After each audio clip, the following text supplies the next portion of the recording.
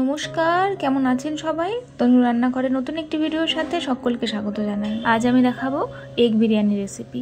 বিরিয়ানি খেতে ইচ্ছে হলে বাড়িতে কিভাবে খুব সহজে ইনস্ট্যান্ট কম সময়ে বিরিয়ানি বানিয়ে নেওয়া যায় সেটাই আজকে আমি শেয়ার করব।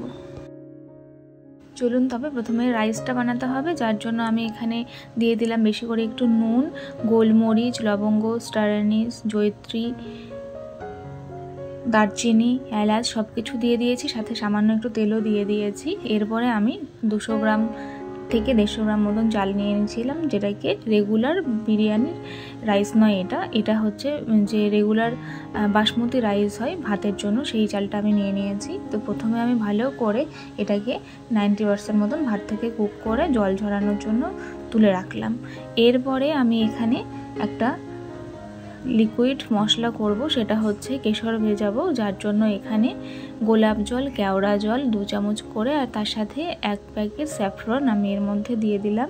দিয়ে এখানে আমি হাফ কাপের মতন দুধ নিয়েছি। দুধটার মধ্যে ভালো করে এটাকে গুলতে দেবো। এটা ততক্ষণে রেডি হোক, তার আগে আমি এখানে 4টে ডিম নিয়ে নিয়েছি। ডিমগুলোকে ভালো করে সেদ্ধ করে নিয়েছি, সেদ্ধ করে খোসা ছাড়িয়ে নিয়েছি।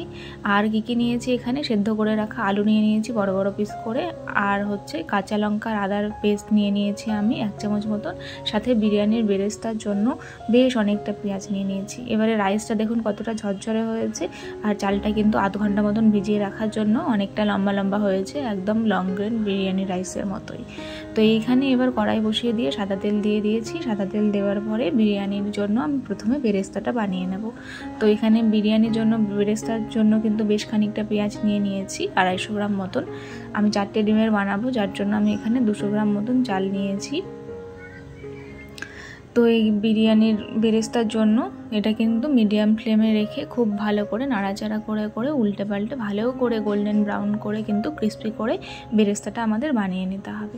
এটা একদম রেডি হয়ে গেছে। এবার এটাকে তেলটা ঝরিয়ে ভালো করে তুলে আমি একটা ছড়ানো পাত্রে রেখে দেবো ছড়িয়ে। এবার ওই তেলের মধ্যে এখানে আলুগুলোকে আমি ভেজে নেব। আলুগুলোকে আমি নুন আর হলুদ দিয়ে ভালো করে প্রথমে পুরোটা সেদ্ধ করে নিয়েছিলাম। এরপরে এখানে এরকম করে আলুগুলো ভেজে নিলে কিন্তু খেতে খুব ভালো লাগবে। এটা কিন্তু ইনস্ট্যান্ট বানানো যায়, আপনারা চাইলে কুকারেও বানাতে পারবেন, তবে একটু স্বাদটা ডিফারেন্ট হবে কুকারে বানালে। তবে এইভাবে বানালেও খুব একটা বেশি সময় লাগে না। যখন সবসময় আমাদের তো বাইরের বিরিয়ানি খেতে ভালো লাগে না, তখন আপনারা এইভাবে কিন্তু বাড়িতেই বানিয়ে খেতে পারেন, দুর্দান্ত স্বাদ হয়। তো আলুটা আমার ভাজা হয়ে গেছে লালচে করে, আমি এটাকেও তুলে নিলাম। এইবারে ওই হাঁড়ির মধ্যেই আমি বেরেস্তা ভেজে রাখা তেলটা ছিল, সামান্য একটু তেল দিয়ে দিলাম, জয়িত্রী, গোটা গরম মশলা এর মধ্যে পুরোটা আমি দিয়ে দিলাম। দেওয়ার পরে আমি এখানে তেজপাতাও দিয়ে দিলাম। তেজপাতাটা দেওয়ার পরে ভালোভাবে ফোড়ন হয়ে গেলে এইখানে আমি দিয়ে দিয়েছি কাঁচা লঙ্কা আর আদার পেস্টটা, দিয়ে দিলাম 1 কাপ মতন জল। দেওয়ার পরে কিছু গুঁড়ো মশলা এর মধ্যে অ্যাড করছি, যার মধ্যে রয়েছে হাফ চামচ ধনে গুঁড়ো, হাফ চামচ জিরে গুঁড়ো, 1 চামচ রয়েছে হলুদ গুঁড়ো, 1 চামচ রয়েছে বিরিয়ানি মশলার গুঁড়ো, হাফ চামচ রয়েছে গরম মশলার গুঁড়ো, স্বাদ মতন নুন, আর কালারের জন্য হাফ চামচ কাশ্মীরি লঙ্কার গুঁড়ো, আর তার সাথে স্বাদটাকে ব্যালেন্স করবার জন্য এখানে টক দই দেবো, তার জন্য এখানে দিয়ে দিলাম সামান্য চিনি। এইবারে মশলাটা যখন ভালোভাবে কুক হতে শুরু করবে, মানে ফুটতে শুরু করবে, তখন আমি এখানে বেশ খানিকটা কিন্তু বেরেস্তা দিয়ে দিলাম। এখানে কোনো কাঁচা পেঁয়াজ আমি ব্যবহার করব না। তো বেরেস্তা ভেজে এইভাবে বিরিয়ানির জন্য ব্যবহার করবেন, অসম্ভব সুন্দর হয়।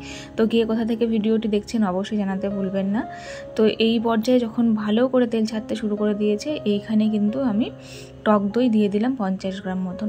টক দইটা দেওয়ার সময় কিন্তু অবশ্যই গ্যাসের ফ্লেমটা লো রাখবেন, না হলে শর্ট করে কিন্তু এটা ফেটে যাওয়ার চান্স আছে। তো অবশ্যই টক দই দেওয়ার পরে যখন পুরোপুরি মেশানো হয়ে যাবে, তখন ধীরে ধীরে ফ্লেমটা বাড়াবেন।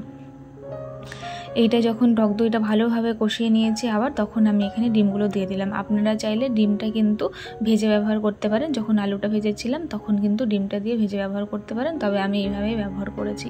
আর ডিমের গায়ে অবশ্যই কিন্তু কাট লাগিয়ে নিয়েছি, যাতে করে মশলাটা ভালোভাবে প্রপার ইয়েতে ঢোকে। এখানে হাফ কাপ মতন আরেকটু জল দিয়ে দিলাম, যাতে ডিমের মধ্যে ভালোভাবে মশলাটা যায়, আর একটু কষাবো সেই জন্য। তো যদি আজকের ভিডিওটি ভালো লেগে থাকে অবশ্যই আমার চ্যানেলটিকে লাইক, শেয়ার, সাবস্ক্রাইব করে বেল নোটিফিকেশনটি অন করে রাখবেন, এতে করে আমার ভিডিও নোটিফিকেশন সবার আগে পেয়ে যাবেন। আর যদি এই রেসিপিটি ট্রাই করে থাকেন তাহলে অবশ্যই কিন্তু কমেন্টস করতে ভুলবেন না, এরকম আরও নিত্য নতুন রেসিপি দেখার জন্য। তো এইবারে আমার এটা রেডি হয়ে গেছে। এইবারে আমি এখানে কিন্তু ওই হাঁড়ির মধ্যে পুরো রাইসটা প্রথমে দিয়ে দিলাম। আমি কিন্তু ডবল লেয়ার দিইনি, সিঙ্গেল লেয়ারই দিয়েছি যেহেতু ভাতটা কম। এরপরে আমি দিয়ে দিলাম হাফ চামচ গরম মশলা গুঁড়ো, হাফ চামচ বিরিয়ানি মশলা গুঁড়ো, আর দিয়ে দিলাম সামান্য নুন, যাতে নুনটা কম না হয়ে যায়। আর যে কেশর ভিজিয়ে রেখেছিলাম দুধটা, সেটা আমি পুরোটা এখানে দিয়ে দিলাম। আর তার সাথে কিন্তু আমি এখানে মিঠা তো দিইনি, সেটা কিন্তু আপনারা হয়তো নোটিস করেছেন। আপনারা যারা পছন্দ করেন অবশ্যই দিয়ে দেবেন। আমার কাছে ছিল না তাই আমি দিয়েছি, কিন্তু খেতে কিন্তু কোনোভাবেই এটা স্বাদের দিক থেকে কম হয়নি। তো এরপরে পুরো বেরেস্তাটা বাকিটা যেটা রাখা ছিল সেটা আমি অ্যাড করে দিলাম, দিয়ে 4 চামচ মতন ঘি দিয়ে দিলাম বেশি করে। এরপরে ভালো করে ঢাকা দিয়ে এর ওপরে একটা আমি ননস্টিকের প্যান নিয়ে নিয়েছি, প্যানের ওপরে ডাবল করে আমি এর ওপর দিয়ে দিলাম। আমি ডিরেক্ট এটা দেবো না, যেহেতু স্টিলের বাসন সেই জন্য। তো এরপরে আমি এটা ভারী জিনিস এর মধ্যে তুলে দিয়েছিলাম। এটাকে আমি 15 মিনিটের জন্য দমে দিয়েছিলাম। দেখুন কতটা সুন্দর হয়েছে। তো বিরিয়ানিটা আমি একটু কেটে দেখাচ্ছি, একদম কিন্তু ধোঁয়া উঠছে, গরম, খুব সুন্দর হয়েছিল খেতে, প্লেন অ্যান্ড সিম্পল যেমন বাড়িতে বানালে হয়।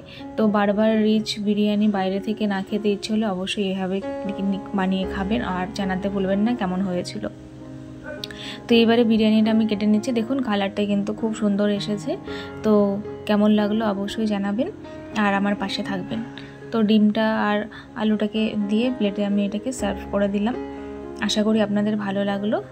দেখুন কতটা সুন্দর কালারটা এসেছে, আর খুব সুন্দর কিন্তু দুর্দান্ত খেতে হয়েছিল। বাচ্চা থেকে বড় সকলেই খুব পছন্দ করবে। আশা করি আজকের ভিডিওটি আপনাদের ভালো লেগেছে। আজ তবে চলি, দেখা হবে আরও একদিন নতুন একটি ভিডিওর সাথে।